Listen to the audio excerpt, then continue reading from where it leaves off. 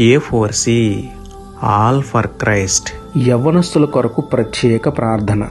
ప్రేమమేడ కృపామేడ మా ప్రియ పరలోకపు తండ్రి, శక్తిగల మీ నామమునకు స్తోత్రములు దేవా.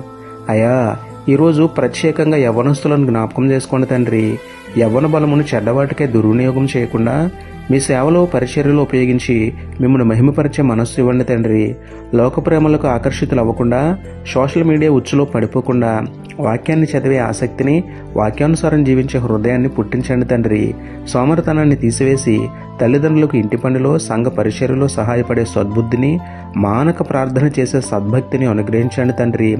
భవిష్యత్తు కొరకు బాగుగా చదువుకునేలా, మీ కాడిని మోయుట కొరకు వాక్యాన్ని నేర్చుకునేలా దీవించమని వేడుకుంటూ, యవన కాలంలో మా కొరకు మరణించిన మీకే స్తుతులు చెల్లించుకుంటూ, నమ్ముట నీవు అననైతే నమ్మువానికి సమస్తమును సాధ్యమే అన్న విశ్వాసంతో యేసయ్య పరిశుద్ధ నామములో ప్రార్థించి పొందుకున్నాము పరమ తండ్రి. ఆమేన్.